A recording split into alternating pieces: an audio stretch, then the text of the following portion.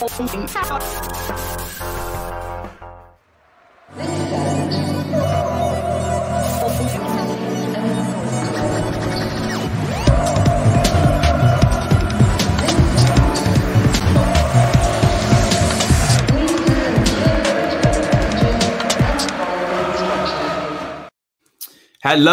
and welcome to the Blue Monday podcast covering Ipswich Town since 2015. My name is Benjamin Bloom and you are watching or listening, well, hopefully both, definitely listening on both counts, to the flagship show available each and every Monday, sometimes a little bit before. So for sometimes entertaining, always informative hour or more or less, make your Monday, of football conversation I should say, make your Monday a Blue Monday. Craig, what's happening? Hey, Ben. Yeah, all good. Thank you very much, my friend. We're sort of reaching that crossover period of cricket and football. So cricket's now coming to an end and football's now starting. So I've got a cricket match. I'm playing a cricket match this afternoon, last one of the season. A few beers, yeah. So by the time people are listening or watching this, I could be in a right old mess from a headache perspective and a limbs aching perspective. So, yeah, the sun's supposed to be out now, I think, for the next few days. So what position do you play at cricket? Centre forward, mate. No, I know that. I know you're mugging me off with that. What position do you play? Normally rather like I did when I played football, a stationary, statuesque fielder, like I used to be a stationary, statuesque centre midfielder. You don't have to do it at the actual volume, but cricket appeals always interest me, especially the ones where the referee is going to do absolutely nothing and the guy's kind of yelling and it all goes a little bit. What does your appeal sound like? Oh, mine's more of a roar rather than anything specific. Yeah, so every bowler's got like an idiosyncratic appeal. You can sort of, they've got signature appeal. It's either a how's that or how is he or a yeah or that's the one I like. Just give me a general growl at the umpire, but as long as he gets the gist of it, yeah. Is it a bit like, you know, in the Houses of Parliament where someone agrees with something and they go, yeah, waving bits of paper at people, yeah. And you can see like the Indian boys and the Sri Lankan boys and whatnot. They want to go across language barriers with just a yeah, which is always good. Yeah, we do the same. It's cross like county barriers where we are though, rather than language barriers. Oh God, don't talk to me about county barriers. Yeah, right. Anyway, moving on from that, let me just do a quick couple of plugs. You can obviously follow us on Twitter at Blue Monday ITFC. Please subscribe over on YouTube because you can then get involved with our live shows, which we now do sort of midweek, most weeks. And you can ask questions, get involved in the chat on that. Follow on Instagram, Blue Monday Pod Team. And we are also on Facebook. Does anyone still use Facebook? I suppose people do. We're on there, it points to it and all of that good stuff. You can also support the Blue Monday podcast financially via PayPal, Acast supporter facility, which is in the Acast app, and via Super Chat and Super Sticker over on YouTube. And we thank each and every one of you that has chosen to do so. So, Craig, we were just discussing this before we got recording. It feels a little bit like, in football terms, because of a squished season and sort of 2 seasons almost joined together, and a Euros, and the nature of the Ipswich Town close season, it feels like this really is the biggest pause for breath that we've had in quite a long while. So what I'd like to do, Craig, is just take you through the absolute insanity of the past 6 months and just get a general reflection, because things have happened so quickly and things have changed so quickly that it feels like quite a good time to do it. So pop yourself back to the 25th of February, where we're just a bunch of depressed fans whose football team hasn't won a big game for about 15 years, with an owner that wants out, a manager not doing very well, and a team struggling, possibly a tier lower than we should be. Then, the following day, Matt Slater and The Athletic go heavy on a takeover story, naming names, not just, quote, an American consortium. On the 27th of February, Ipswich beat Doncaster to move 8th place into the table. The following day, Paul Lambert is sacked as the manager. And then 4 or 5 days later, or actually, depending on leap year stuff, 3-4 days later into March, Paul Cook is named manager. The takeover then stalls, we think, and is then completed about 1 month later. A week after that, Mark Ashton is named as the new CEO and is going to start after the season has finished on the 1st of June. Meanwhile, on the pitch, the team are well and truly stinking it out. On the 24th of April, they complete a run of 1 win in 10, including 3-0 away defeats at Northampton and Wimbledon, dropping to 11th. And pretty much, I know it was mathematically possible with 2 games to go, but it would have taken Charlton and Blackpool, Portsmouth to basically lose 4-0 for all their remaining games, and Ipswich win 4-0 for both of those. Lockdown gets lifted, stadiums open, season starts, team struggling, no win. Deadline day passes, and the number is 19 players and an entirely new squad signed. Can you just reflect on this 6 months? And in 30 seconds, just see that, if you will. Yeah, and I was thinking, Craig, and I'm always one for hyperbole, the most significant 6 months or single period in the club, I'm thinking of the administration in 2003 and Robson leaving in 82. I can't think of a more significant news cycle short term for the club. Just get your head around those 6 months for me in a couple of minutes, if you can, Craig. Well, yeah, as you say, things have changed so quickly, but unfortunately, the one thing that hasn't changed particularly quickly are the results on the pitch rather than off the pitch. And as you said about Cook's record, once he did come in tail end of last year, and this will be the stick that will be used to beat him with, wasn't it? I think the end of last year he played 16 and only won 4 of those last 16. If you don't include that Accrington game where he was in the stands swearing at their right back. But I think that's depending on how probably between now and Christmas goes, you'll either include those 16 games in his stats to say, crikey, we now haven't won he's only won 4 in 21, 25. We only won 5 in 27, where it happens to be. Or you'll say, as you say, it was a clean slate. As of August, we're starting afresh. From then, if he starts winning games, then I'm sure that will be forgotten about last year because we threw the baby out with the bathwater. In terms of significance, again, as you say, the Marcus Evans takeover should probably have been an equivalent importance, shouldn't it? And it may well have done if things had gone slightly different and decisions had been made in a different manner. But this really does feel like a refresh of the club, doesn't it? From takeover to new manager. Can you imagine what we'd be like if we still had Evans in charge going into the summer, regardless of who the manager was? There's no way in the world that this significance of backing would have been handed out to him. There've been questions about whether Cook was their man, but even the timings of Cook taking over from Lamb, you wouldn't have thought, even if this was in the background and potentially happening, or even a 50-50, you'd be making a full-time permanent appointment of a manager, knowing that there's a possibility that new guys are going to be coming in because it's the most important position in the club. And you would have thought, again, as you say, 19 players signed. That's a blank sheet of paper, isn't it, to a manager? It's not only a blank sheet of paper at our level, he's been given a blank checkbook as well. And even, half of the division above level blank checkbook in terms of being able to get in exactly who he wants, regardless of their wages, structure, and cost by the looks of it. So, yeah, it's been a crazy 6 months, and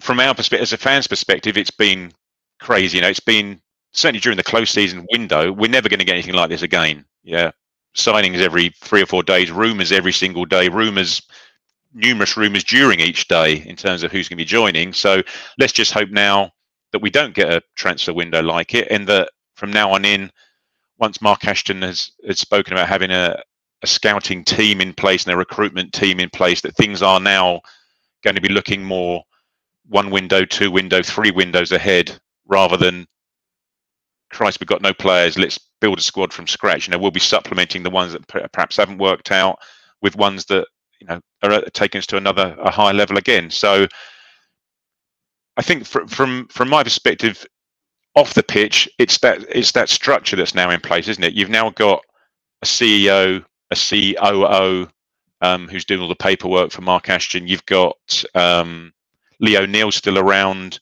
and just goes to show, and I appreciate people have got different views of Lee O'Neill, but he was put into a pretty unenviable position towards the tail end of the Marcus Evans era, in that he was wearing so many different hats, and you can see now by virtue of how many people have been brought in to give us and probably not a normal structure for a League One club. Let's be fair; it's probably a normal structure for a Championship size club, in terms of having directors of performances and head of sports science, and the people that work under them, to get a proper structure in place off field, if you like, to hopefully stand us in good stead if and when we do get up to the next level. Fingers crossed.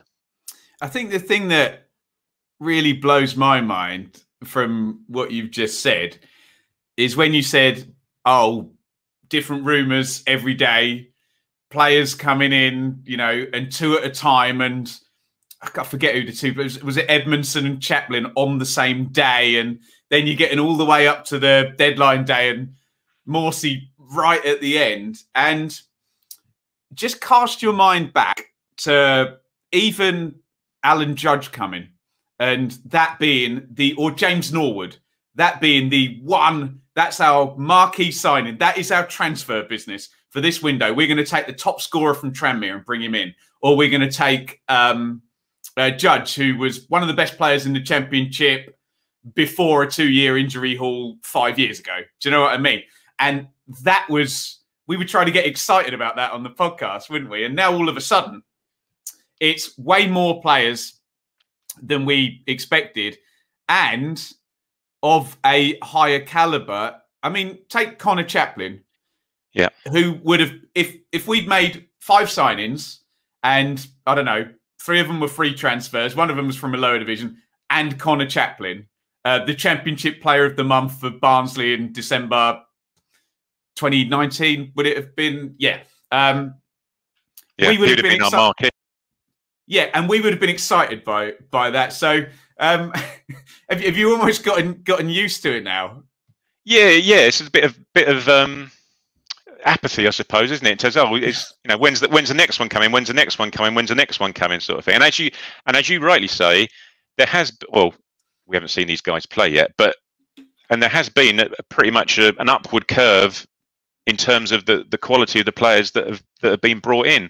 It remains to be seen, and in terms of poor old Hladky, who's come from the division below, maybe we'll see if that one works out. But in the main, the signings, as you say, have been of a high quality. They've either been of very good players from League One rivals, Fraser, Burns, Evans, or they've been players who have somehow, and I'm still to square this circle of how we've managed to persuade Chaplin to drop down a level, Morsey to drop down a level, Edmondson, to drop down a level from the Scottish Premier. No, I agree. Edmondson was decent for Derby, Craig. And also, I said before, one of the pods is that one of either the D3, D4, or not the top 20 guys on their pod, they said that Edmondson was a ridiculous signing for this level. Having seen him at Oldham and then at Derby and sporadically at Rangers, he's gone from playing Europa League away in Portugal somewhere last year to playing, well, not yet playing, but potentially playing League One for us. So they were very highly regarding that transfer, and fingers crossed he can become a carbon copy of Burgess, who looks like a very good signing from my perspective. But I say it's just those ones that we managed to persuade to drop down, and you've got to hope that there is now a gap, isn't there, between League One and Championship and League One and League Two, as we're seeing from the players that we have recruited from League Two to come up to play for us, and the players that we've let go who have managed to get into Championship clubs who aren't maybe getting as many minutes as they'd like at the moment. I think there is a bigger gap. So by virtue of that, if you're getting players who are playing constantly and consistently in the Championship to drop down to League One, we've only got to hope and expect that they can raise the level of the team as a whole. I'll try and square your circle. I've written down 5 things as to why those players would come. And Mark Ashton mentioned this in his interview. One is contacts. And 2 of the things I wrote down, one was Ashton and one was Cook, because there's clear links with certain of the players to Ashton, and particularly in the case of Morsey and Chaplin, Evans, etc., with Cook. So first of all is the contacts.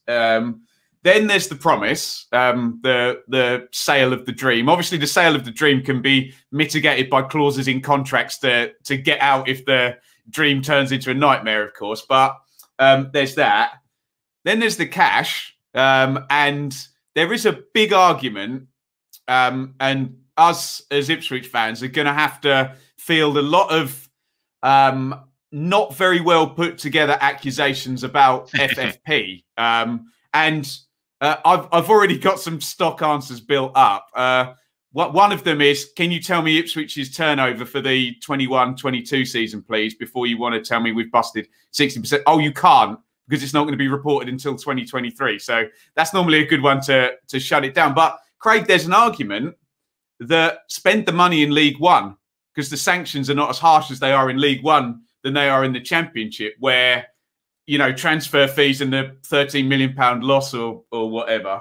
Yeah. And then there's the general state of economic play in the Championship, which we always know is, of all the divisions, the one that's most on a knife edge. Yeah. On the knife edge, exactly, because of its proximity to the Premier League, the parachute payments and the gambles people take.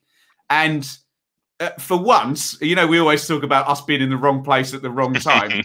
For once, with a new owner, post-pandemic, Championship financial situation, probably in the right place at the right time. And without, I hope we come back and replay that in 4 or 5 years, Craig, and say, we were talking about a possible lightning in the bottle moment that actually really played in our favour.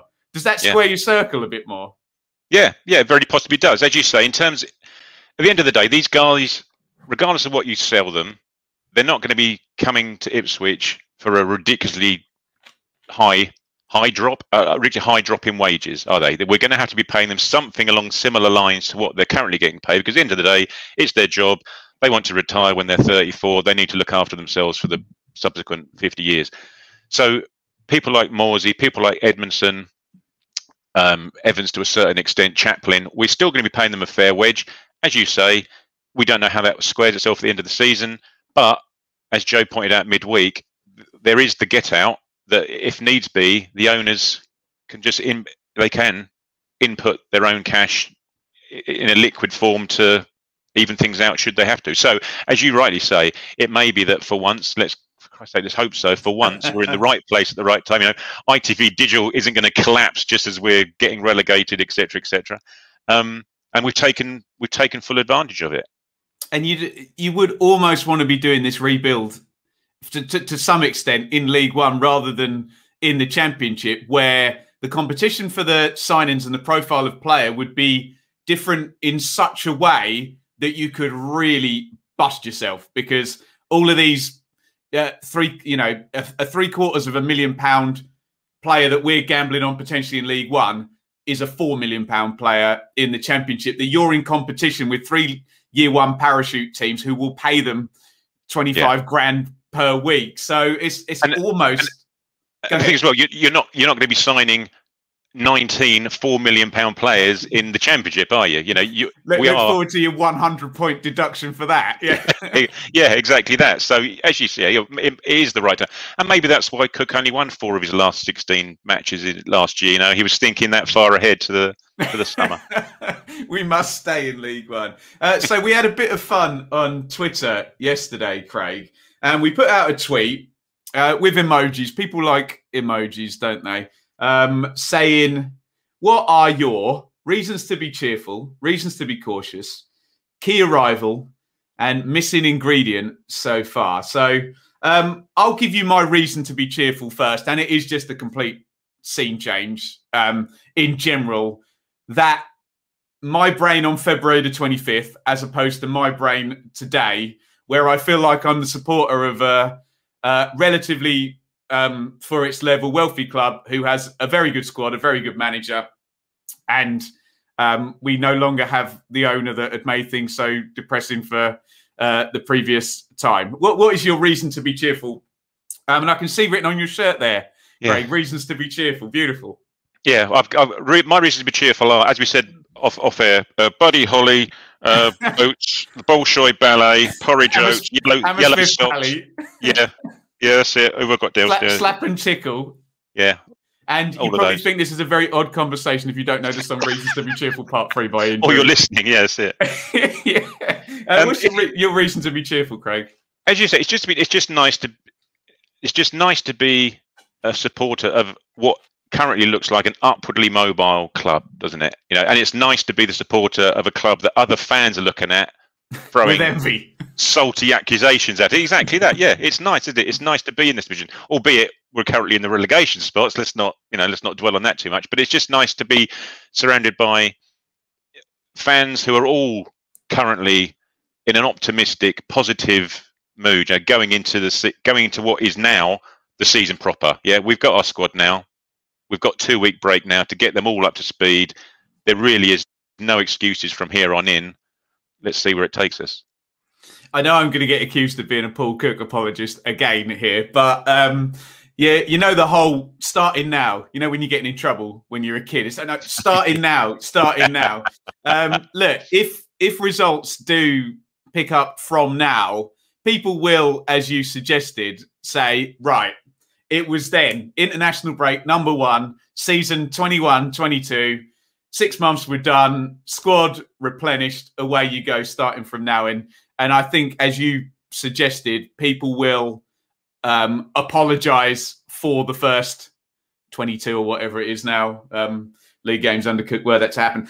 My reason to be cautious, Craig, goes back to what we were just saying about the financial situation in the Championship and its impact on League One. Because, quite simply put, if it's a good thing for us, it's also a good thing for probably 6 or 7 other clubs. Frankly, there are bigger clubs than Ipswich Town in League One, like Sheffield Wednesday and Sunderland, I think are the 2 people would particularly pick out. Other big clubs like Charlton, Wigan, not historically, but over the last 20 years.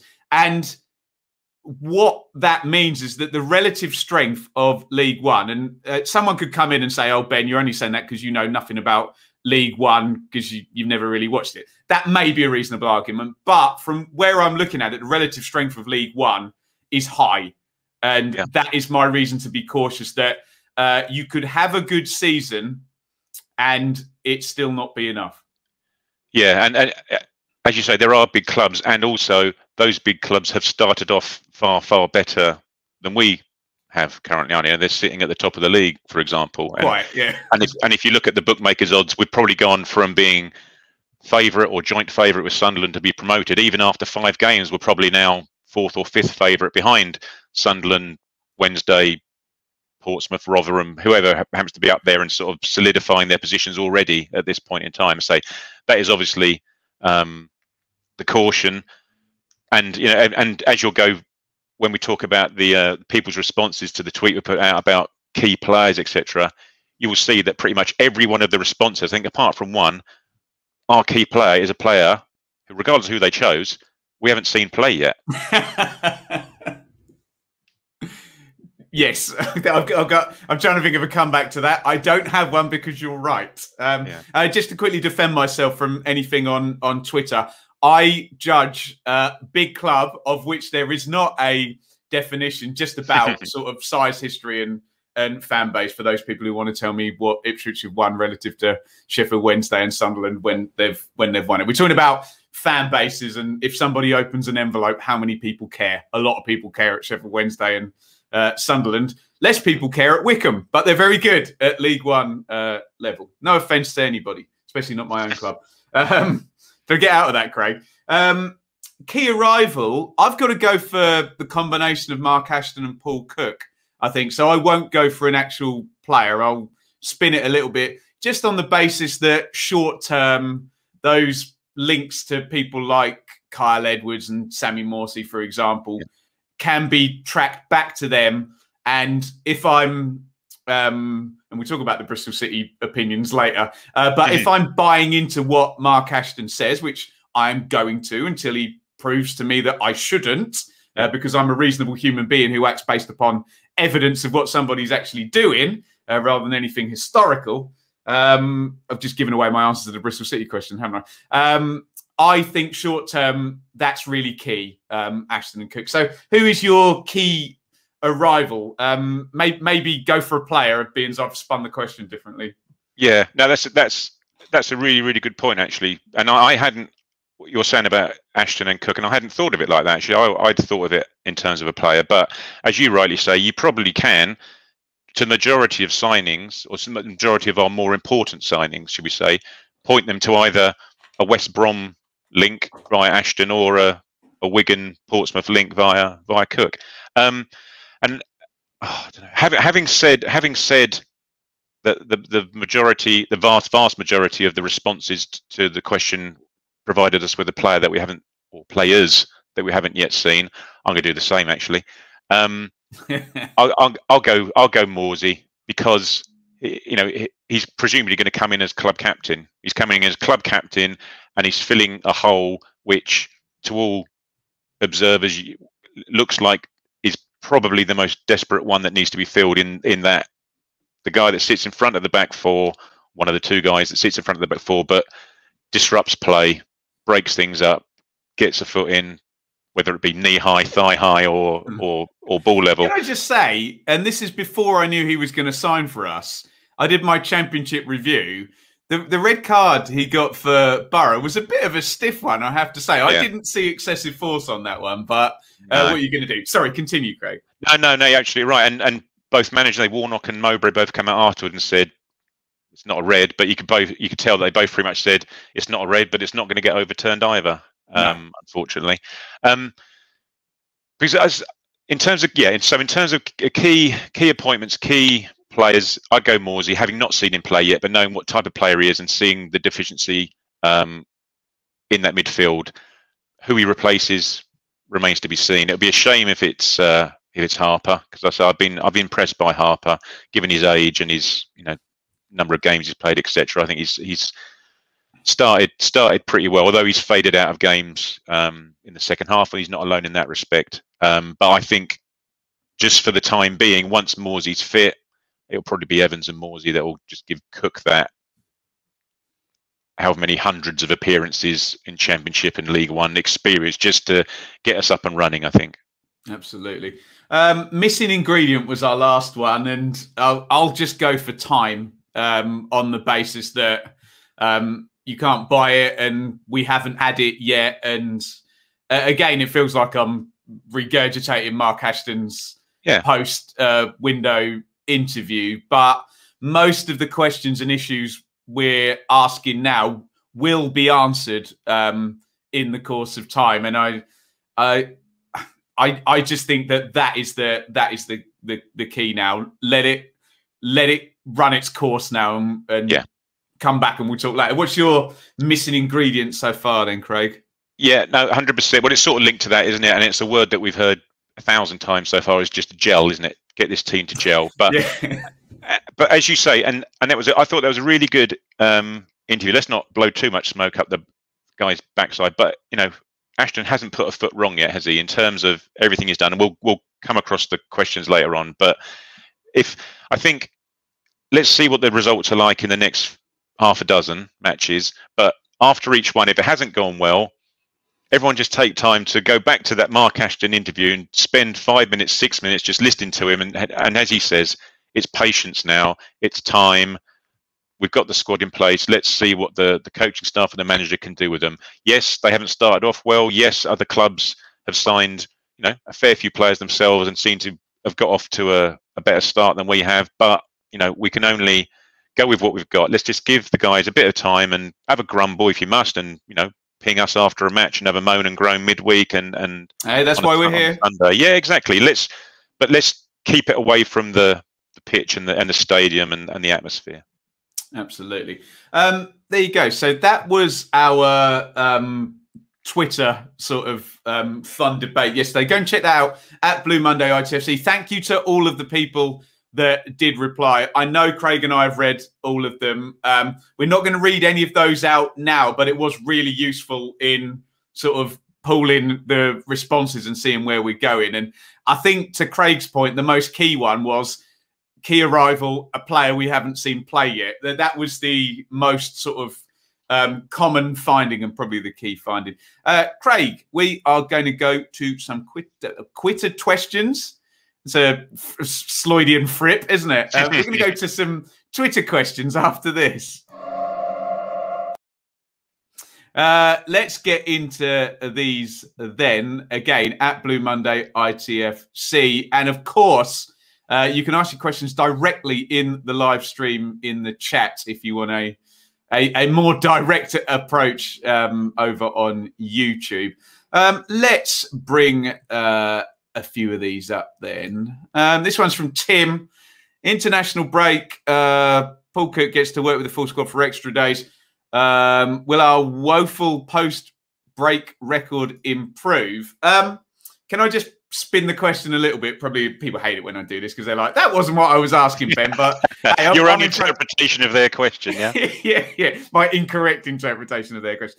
Is this more to do with the malaise at the club and that we've just generally not won games over a long period of time, or something systemic around international breaks?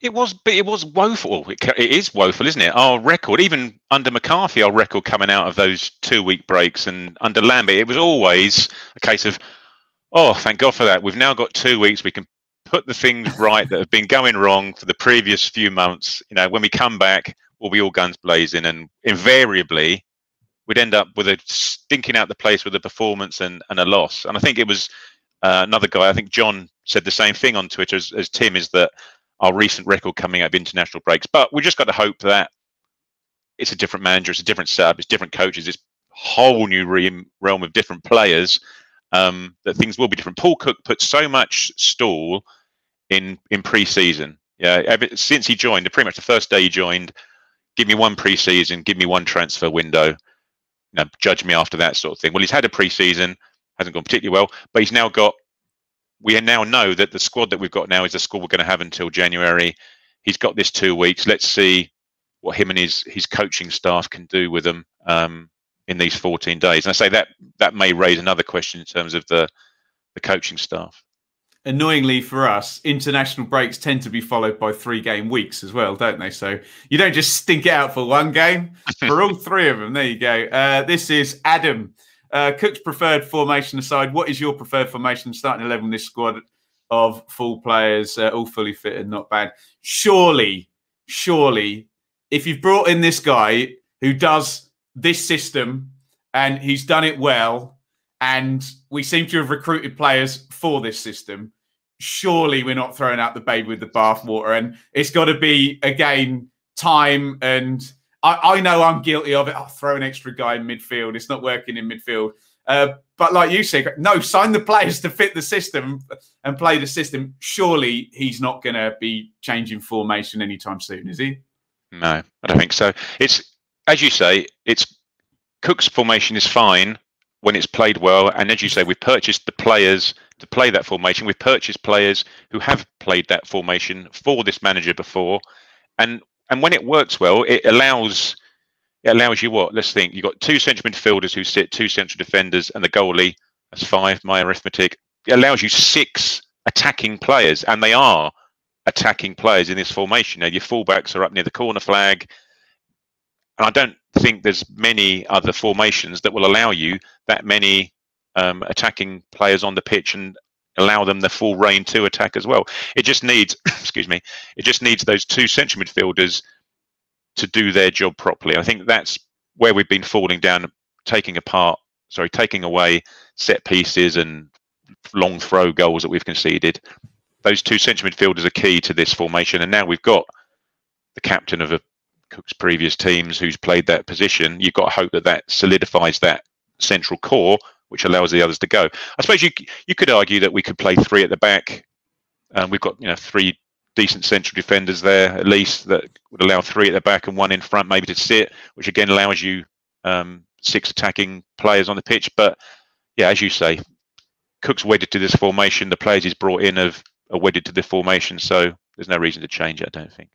Totally agree with that. And I strongly believe there's no such thing as an attacking or defensive formation. You can have an attacking philosophy or a defensive philosophy within a formation or a team shape. But yeah, if you've got a manager who, and I always use Neil Warnock as the example because he changes formation all the time and sticks a centre back in midfield or whatever.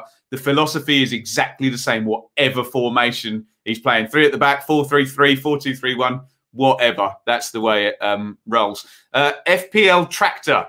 This looks a very good squad for League One, but are we overestimating the players like we've done in recent seasons? Economists call it optimism bias. Well, first of all, I go into every conversation with a football fan assuming optimism bias is going to be within every single thing they say. So probably, but look, I would push back against that. I think we have overestimated players before, but in terms of the caliber, no, we're not here, surely, are we? No, we spoke about it before, didn't we? But as FPL Track says, optimism bias is what economists call it. Football fans probably call it blind faith, don't they? Football fans don't know they're doing it in the main, Craig. No. But as you say, we shouldn't be overestimating Championship players who are dropping down to League One. We should be expecting Championship players who've performed at Championship level to be able to more than perform at League One level. And again, as you say, maybe we did in the past overestimate players. Did we overestimate Bishop, Dazelle, Downs? I appreciate Downs and Dazelle have gone playing at a high level, but as a collective, as a group, there was little concrete evidence to suggest that they could do it on a consistent basis. They'd had seasons in League One and hadn't performed on a consistent basis. So maybe we have been guilty of it in the past. But as you say, I would suggest that we've got to expect that guys dropping down a level can more than perform at the level we're at. I don't have this question up on the screen. My apologies to Samuel Haynes. Can we have a rundown of our departed players? Just would be worth going in on that. Tyrese tearing it up at Swindon, Dazelle being hauled off in the first half at QPR. Can I just speak about Dazelle and Downs quickly, Craig, with my Championship hat on? So, look, obviously the headline thing is going to be Andre Dazelle on Sky for QPR, who are very good at the moment, getting substituted after half an hour. I'm not being an apologist again. He was blatantly in the wrong place at the wrong time, poor fella, then. And I said poor fella on Twitter, and a lot of people came, oh, no, not poor fella. He's a fraud, blah, blah, all this stuff you get on Twitter. But that was very much a QPR team with some players out, trying a completely new central midfield, stinking it out for 40 minutes, and he was the fall guy. Look, they've got Johansson and Bull. The worrying thing is, Craig, that they played Barbe, who's a left centre-back, in midfield in the last game. So it may take a bit of time. Downs is an interesting one, though, because Russ Martin, Mr. Ultra Possession, is at Swansea now. They've got Grimes, who's very good, who we think has a year left on the contract, who we thought might leave with the rest of them. Wasn't it? Rats off the sinking ship at Swansea. Although, to be fair, the Swansea fans are very keen to point out to me that lots of players have gone in. So they've still got Grimes and Fulton there. So it may be a while for both Dazelle and Downs. Have you got any insight on the guys who've gone lower down? I've seen Hawkins' name pop up with a goal for Mansfield once or twice. I think Sears has scored for Colchester, hasn't he? And Simpson and Darber, I suppose, are the big ones to look out for. Yeah, exactly. And what they've been doing since they both joined Simpson and Darber, so since they joined Swindon and Salford respectively, is they've both played, every game and played 90 minutes of every game, as far as I can see.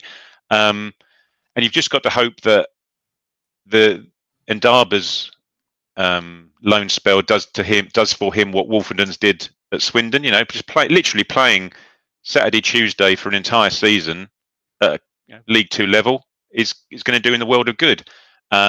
Simpson, as you say, is playing for Swindon. He's playing up front on his own for Swindon, and he's again playing 90 minutes. He played 90 minutes yesterday. He scored the winner in a 1-0 win a couple of weeks ago. And from what we've seen of him, he's obviously very raw, strong, ox-like striker. It'd just be interesting to see if, fingers crossed again, we do go up to Championship. It's unlikely, you'd suggest, that these guys will come in and start playing for us, because we'll be looking again at another strata of player, won't we? But for their own personal perspective and their own progression, they've just got to get games under their belt. And it's good that we are, as a club now, sending these guys out to clubs to get at a decent level to get those games, isn't it? Rather than sending them to air and not getting matches. Poor old Ndaba went, and Denis and Tristan Nydam went up to Scotland as well and didn't get much of a look in. And then it's a crisis. It's going to be a long old season for you if you're not playing matches, having gone out on loan to play matches. Just a quick one on Dizelle. It wasn't really much of a sly on him, was it? It was pretty much an admittance that Warburton had got it wrong from the start. And he was just looking to. He took two players off. It wasn't just Dizelle that he took one of the wing backs off, didn't he, as well? Yeah, just changed that. Just as you say, wrong place at the wrong time, I think. And just a quick one on Cole U and Sears. I spoke to a couple. I've spoken to a couple of Cole U fans actually in the last week. One of the granddads at my boys' football team. We were watching the match, and just happened to hear him talking about Cole U. I said, "Oh, how are the old Ipswich players doing?" He said, "Slowly, mate. That's slow." That's all he would tell us. He wasn't a huge fan of Sears. He said he just runs around and doesn't get on the end of much. Chambers, he said, started okay. To be fair, he said Chambers. I said, well, he will do. He'll just stroll through matches. He'll do what he does, and you won't really notice he's there. Skews, he said, slows stuff down when he plays. Judge is suffering from them not having a central striker who can hold the ball up. Basically, they've got Noble and Sears intermittently playing up front. He just says that Judge just doesn't get a chance to get on the ball facing forward up the pitch. So they're I'm in an R-ing at the moment, I think, about the guys that we've had. I'm actually going to watch Cole U play when we've got Accrington away, 2nd of October, I think it is. I'm going to watch Cole U Salford, actually, so I'll be able to see Ndaba, hopefully in the flesh. When is that? 2nd of October, I believe. Now we make sure we get you on the show after that one, because I'd like to. Yeah. I'd like to hear a report on. And obviously, Dobra's gone, isn't he? So that'd be really, really interesting to see how Dobra does at Cole U. Because they were asking me about him, saying, what's the morning it got released that he was going, a WhatsApp from one of my mates saying, what's he like? What's he like? I said, well, he'll get knocked down, he'll get up, he'll get knocked down, he'll get up, he'll win your free kicks, he'll dribble, he'll be direct. He just needs to add goals, and he adds goals and numbers to his games, really. We'll be singing when we're winning. I knew that was going to come. Yeah. Just quickly on Tyree Simpson. I know Kiefer Moore might be an outlier, but when I'm sure there was plenty of people like me in the away end at Norwich thinking, he's not a player. And then a few years later, he's obviously very good at learning. Goes down to Rotherham, comes back up, Barnsley, Bish Bash Bosh, Cardiff, Euros. And to all intents and purposes, all the Cardiff fans are telling me, our window's been good because we didn't sell Kiefer Moore to Wolves in the Premier League for £7 million or whatever. So you never know with a young player going out on loan. Right. I think you've calmed me enough for me to answer the Bristol City question now. So this is Mullet. Can we read anything into Bristol City fans' grievances with Ashton? By the way, Mullet, you've called them Bristol fans. They'll have grievances with that as well. They're very prickly about not adding the city on there. Given his actions so far and the fact they had a Lansdowne, not a consortium, running things, I'm sceptical their ire is entirely fair. So, look, this has been doing my head in, Craig, because obviously I'm in the unenviable position of being an Ipswich fan, but covering the Championship. So I speak to lots of Bristol City fans who seem to want to line up and tell me how terrible and how awful Mark Ashton is, like I'm the one that's hired him and I should be ashamed of myself and I'm going to hell in a handbasket with my football club. To which I've had various responses first of all, any of them that personally insult him or whatever snake nonsense, can't be bothered. Ignore those ones. That's not on. There are some that want to present an argument, and there are some that put very strange arguments. Blaming him for players getting injured, blaming him for not signing Chris Hughton and then signing Dean Holden, despite the fact Chris Hughton's currently bottom of the championship with Forest. And there are those that just seem very angry and very bitter. And I'm not. This is not all Bristol City fans, by the way. I'm not saying that at all. And it does come across he is somewhat of a lightning rod.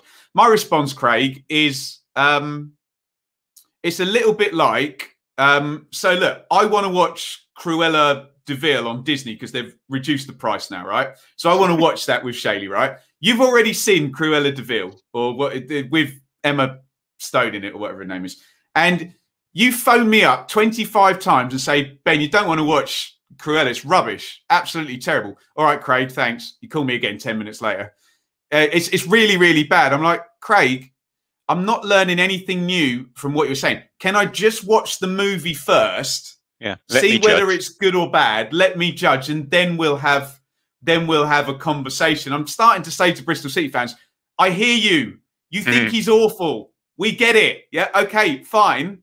But you're not letting me watch the movie to have my own judgment on it. So I do think some of the ire is ridiculous, and we're not saying all Bristol City fans are personally insulting. Some of them are, and it's not good. But can we just let it play out? Now it's almost like you're dating my ex and me telling you shouldn't date my. Why do I care? That's exactly what it's like, and I wrote that down when Mullet, I think Olimar as well, were just having a little conversation about it. It's quite a good thread about it. It's like a jilted lover, isn't it? He's left them for us, and now they are desperate, so desperate for him to fail. And it's pretty much every tweet the club puts out with either an Ashton quote or an Ashton interview.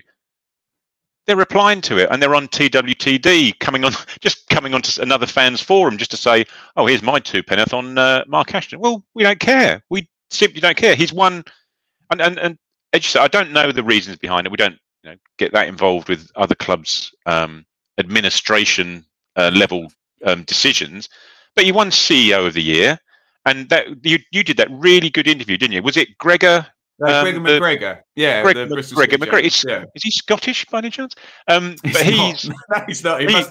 He must have heritage though. Yeah. Sorry, go on. But that was a great interview, wasn't it? And he gave a very, very balanced view from a journalist perspective as to what Mark Ashton will do for you and what good he'd done for them, and that what good he'd done behind the scenes that the fans don't necessarily care about or get full visibility of. But again, as you say, we can only judge from what we see and what he does for our club. And it has been, from what I can tell, 100% positive in terms of the signings, in terms of the amount of work that must go on behind the scenes to get these deals over the line. I don't think you can really, even begin to imagine. And fair dues to the chap he brought in. Is it Luke Warehan? I think he brought in to do like the paperwork and the administration side of things behind the scenes. These guys must have been working their backsides off for the past month. Imagine moving house 19 times in 4 months or whatever. Yeah, and doing that level of paperwork. No, I totally agree. And look, it's like we're being credited with no self-awareness. If we're sat here at the end of the season, Ipswich have finished 16th or whatever, we'll say it's not been a good season and it's not been successful. But that won't be by virtue of Mark Ashton, though, will it? It won't be Mark Ashton's fault that we are there. He's come in and he's got a feel for the place. He says, "Yeah, I've come in the stadium. It looks bedraggled. It looks dated. I'm going to do something about it. Just give me time. Let's get the window over and done with first. Then we'll move on to other stuff." He's come in and said, "There's no recruitment department here. It needs to be objective, it needs to be subjective, it needs to be data driven, etc." Again, give me until Christmas and I'll see what I can do in terms of that. The fan engagement, the I appreciate maybe coming out like the Cole U friendly and going across the crowd and clapping everyone, things that might be a bit too much. But we've been starved of this engagement with anyone at a level at our club, and now we've got it. And it's quite interesting actually, is that the owners and the American guys, they've been quiet, haven't they? You haven't heard a whisper from them since football started. Yeah, since like the transfer window and now the football started, you don't hear from them. Whereas before, when it was here's us, this is what we're like, welcome guys, we can see what we can do. Fantastic. And they've now taken a back step. Mark Ashton's come to the fore, and good. He's saying everything we want to hear. He's now the focal point of the club, and we've got nothing bad to say about the guy currently. And I don't really understand at what point we will have bad things to say. They were all, what the Bristol fans saying that he had too much of a say in recruitment, or he had, as you say, poor appointment with the manager. Well, let's see what happens when we come to that. Appoints his mates, bad injury record, lots and lots of stuff. But and again, look, Bristol City's an excellent club, and up until a couple of seasons ago, I would be citing Brentford as the best recruiters in the Championship. That's pretty unarguable, isn't it? And then Bristol City fans would be very pleased to hear me say, oh, and by the way, Bristol City are not far behind for buying and selling. And what I do sense, Craig, is something that we can relate to very much is this frustration of being in the Championship without parachute payments and not quite having that lightning in a bottle that Sheffield United did with Chris Wilder without them, or whatever, where you have this innovative tactical thing or whatever, and not quite, reaching and you're like, no, we're hitting the glass ceiling here. We're sixth under McCarthy, and I don't know how we're going to get in. 3 more teams come down with the year 1 parachute payment every year. And I think perhaps there's a little bit of that frustration that we had that they've got, because they were climbing, and just last season it just dropped off, and they had a bad managerial hire, and all of a sudden they didn't have a Lloyd Kelly or an Adam Webster or a Bobby Reid or a Josh. I mean, listen to the players I'm reeling off and the money they've made from certainly Josh Brownhill, Aidan Flint. It's a bad season they had last season, and they're trying to. There you go. I've said enough. And look, we respect Bristol City as a good football club, one that certainly up until last season, all Ipswich fans were looking at, especially if they visited the stadium and saying, oh, we'd like a bit of that. This looks like what we should be trying to do. So this is not a disrespect towards Bristol. Anyway, I've said enough. You can see I'm particularly vexatious about this subject, Craig, having been, like you said, approached about it way too many times. And it feels like I'm refusing to talk about it now when I'm talking to Bristol City fans. But it is, I've heard you talk to me in a year's time now. I get it. Move on. Anyway, sorry. Rant. Let's try and... we've got 5 or 6 minutes, Craig. Let's try and do a few more of these. Jonathan, on paper, a great set of new players, but will they make a team given we have no scouting team, so less strategy behind selecting them? More who we can get with contacts management have thoughts. It's probably a little bit of truth in that they've got who they know and who they can get. How much of a bad thing that turns out to be, I don't know. What say you? Yeah, well, sort of going to Jonathan's point, if you're scouting, if the lack of a scouting team leads to less cohesion, the way you get around that is by recruiting players that you've worked with in the past and have worked within the system, who therefore don't need as much, hopefully, as much coaching to, learn the system. You're already buying players who've all played together under Paul Cook. Even going back to the goalkeeper now, who's played under Paul Cook. And as you said, when you referred to Ashton's interview post window, it's now patience, isn't it? And the time that is needed, and it's tricky for fans, and it remains to be seen how patient owners are, because we don't know. We spoke about this before on one of the pods. It may end up that the fans are more patient than the owners are. But reversing that, Christ almighty, there can't be a manager in English football, and you can probably back me up here in terms of the Championship, there can't be a manager in English football in the last 2 or 3 months who's been backed as blindly as Paul Cook has. He's been entrusted with rebuilding the entire squad from scratch. I can think of Nuno at Wolves in 2017, but that was George Mendes doing all of that. And do you remember Gary Rowett at Stoke in 2018? They spent a ton of money and then fired him in about December. So I'm struggling to think. What will be interesting, actually, Ben? Sorry, just what will be interesting is as and when Cook does leave for whatever reason, it'll be interesting to see if we're in a position like Swansea were, with Gary Monk, etc. It's having a structure and a system in place from a club's perspective that you're then feeding managers into, that you have a fair idea will work. You're not having to rebuild every 2 years from scratch and then waiting to see how it then progresses. It'd be nice to get to a point whereby the structure's in place, you're feeding in a manager or a coach who's going to work with it and hopefully take you forward.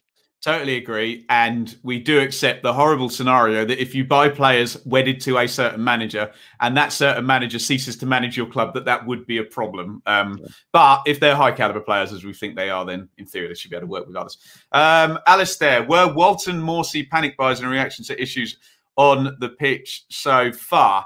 I mean, that depends on your definition of a panic buy. When I think of a panic buy, I think of Ulrich Le Pen, where your team is stinking it out.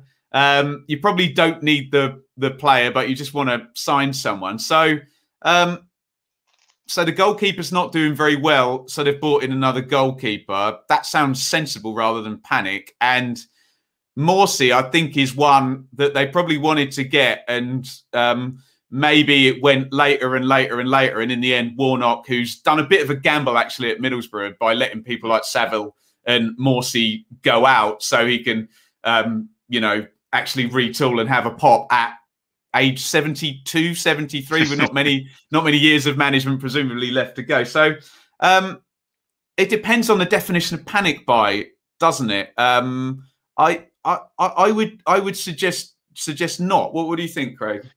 Yeah, and as I think Steve Clark said in response to Alistair's message, is that the panic buys were the useless loan signings that Paul Lambert made back in January, or the last 2 Januaries, really. They're panic buys. When you get to January, you think, Christ, it's all falling down. I've got no money. Let's just get bodies in. We need bodies just to hope that we'll just chuck stuff in the air. What was the name? I can't even remember the name of the Preston midfielder who got red carded. Yes. Start with an H, didn't it? I've got no idea. The guy who kicked out the stands at Swindon, wasn't it? Josh Harrop. Harrop. There you go. Sorry, go on. Yeah, well, that tells its own story, doesn't it? Christ Almighty, what a signing that was. But that's a panic buy, isn't it? It's just a body. Let's just get a body in. As you said about Le Pen, just get a body in. It is an interesting one, actually. The goalkeeper is an interesting one. Had Hladky not, well done. Thank you. Had he not spilt the ball, had he not looked like as nervous as a kitten in the first few matches, I can't imagine we'd have signed Walton. Because we'd have been. Does that immediately conflate to being panic, though? A little bit, I guess. Yeah, let's. Dave's not here, but it's probably a little bit of both, isn't it? I love that. In terms that it's me. I think Rich and I and Rich and I and Joe and I spoke midweek. You don't want to be going into now, getting to January, with that suspicion in the back of your head that maybe this guy in goal, pretty pivotal position, can't disagree about that, isn't quite up to it. Let's get in. If the opportunity's there to sign a guy that's already played for me 80 times in League One and the Championship and has played 40 games in the Championship 2 years ago, let's just get him in. Yeah, let's get him in. Let's worry about how the knock-on effect. Andy Marshall and Paul Gerrard, yeah? You try, it's not working. Who's this experienced guy? I used to have at Oldham 10 years ago or whatever. Get him in. Do you know what I mean? Yeah, exactly. But and as you say, Morsey, we heard about Morsey in May, June time that they're going to really try and get this guy. And we were putting 2 and 2 together as soon as Cook came and looking at old players and thinking we've got no hope of getting Morsey. He went out in the administration. He's in the first team for Middlesbrough all the time. So anyway, sorry to cut you off. We're coming up an hour. I want to might have to give a 5-second answer to a couple of these questions. Alex, if we agree Morsey is key to balancing the team and protecting the defence, what's the plan for coping when he's injured or suspended? Hopefully he doesn't become that vital, but we will get suspensions with Mr. Morsey. Yeah. Yeah, we'll just have to muddle by, won't we? Like we have done, and hopefully by the time that he's in the team and bedded in the team and is subsequently getting suspended, yeah, the functioning team is functioning better than it is currently. And you'll probably go back to, well, Carroll might be. Christ, we haven't even mentioned Carroll, who was stop it, yeah, championship player, you know, and he'll be up to speed fully and slot in if needed. Josh Harrop is not the only player I forget that has been signed by Ipswich, and there's plenty at the moment. I'm like, oh yeah, he came as well. That's the interesting thing, isn't it? Is that as a whole, as a collective, as a fan base, we've all got to get to know these, not just their names, but you know what they're like as players, what they're like as people, what they're like, how they perform under certain situations. We're all learning together. We are. James, will we get out of this division? Not asking for certainty, just the percentage. So I'm somewhere between 65 and 75 on that, Craig. Where are you? Are you really? Yeah. Beginning of the season, I'd have been 80-90% sure that we were going to finish top two. Now, seeing the way other teams have started and seeing what a head start we've given them, 50-50 probably. I'd say I would hope that we'll now get into the playoffs. Whereas before, I would hope that we would be finishing top two. I'm now hoping that we should be getting into the playoffs. So I say 50-50. If you look at the bookmakers, they're probably putting us 20-30%, I'd have thought. It's all traffic, isn't it? All traffic, exactly. Traffic in the way. Yeah, there we go. Chris, last one. Keeping the squad happy will be a real issue. There'll be players who came here guaranteed a match every week. Hopefully they weren't. Who now aren't going to get that. Do you know of other teams in the Championship or League One in recent years who had the same problem? How did they cope? Pass on the other teams, but the only way you cope with a big squad is winning, isn't it, surely? Yeah. But you know, as Chris says, keeping the squad happy, it's 100% going to be the issue, not the issue, but it's going to be the skill of the backroom staff, the skill of the manager. And I can't imagine, if you've been sold the idea that, you know, this is a brand new team being put together, we're going to progress through the leagues, we're putting a core of a team together. If you're joining, whether you're joining in May, June, like Wes Burns did, or whether you're joining 31st of August, like Morsey did, you've got to come in expecting there to be competition. You're not coming into a team that's looking to win promotion, thinking that we're having 11 first-team players. Joe did a bit on recently for one of the bet sites. I can't think what it was. We retweeted it recently, but he said we've brought in 19 first-team players. They've all got an argument for being a first-team player, and the ones who've been brought in subsequently come in knowing that so and so's potentially fighting for them in their place. But these are professional footballers, you know, and they're professional footballers looking to win promotion. They're not going to be expecting to be the only gig in town. They're very confident, very competitive people, these sportsman types. Yeah. They assume that it will be them getting the shirt. And yeah, in some ways, us mere mortals struggle to relate to the mentality of an elite sportsman, don't we? Yeah. And as you say, if they're winning, your argument for being in the team ahead of the guy who's in the team that's winning sort of diminishes somewhat, doesn't it? Yes, it does, yeah. The argument's going to be if the team are losing and the same team's getting picked every week, Lee Evans, is that, and you're not coming into the team, that's when you're going to have prickly players around. But you know, if you play well, you keep the shirt. There you go. We'll be in trouble, Craig. We've gone over the hour. My apologies to those people who open a podcast, and if it's over an hour, they're like, nah, can't be asked with that. Too long. But if you like Joe Rogan and 4-hour podcasts or things of that nature, you'll probably enjoy this one. Quick couple of plugs. Again, that is the wrong button I've just pressed. You'll only see that if you watch on YouTube, so I don't know why I mentioned it. You can follow us on Twitter at Blue Monday ITFC. Subscribe over on YouTube. We should be, I don't know whether we'll get a live Q&A out this midweek. It might be next midweek, although that's a 3-game week, isn't it? I'm not sure. We'll figure that out. But do subscribe on YouTube for when that show inevitably does happen. Instagram and those supporter features again. We've got PayPal where you can do a regular donation there. Acast supporter, YouTube super chat. We're not asking a lot, just if you can. If you've enjoyed our content over the last 6 or 7 years, it just helps. We have to pay for the StreamYard thing to do this, and various other administrative things. We're not looking to get rich. We just like it to cost us less than it does at the moment. So there we go. If you feel like you can help out with that, that would be great. Any last words from you, Craig? Just one. Patience. Need a little patience. Let's take that. Where can people find you on Twitter, Craig? I'm at Fims75. At Fims75. You can find me at Benjamin Bloom. But more importantly, follow all the podcast stuff. And we will return with the pre-match show, and then we're back into the grind again Saturday, Tuesday. Thank you, everybody, for watching, listening. Say goodbye, Craig. See ya. And it's a see ya from me.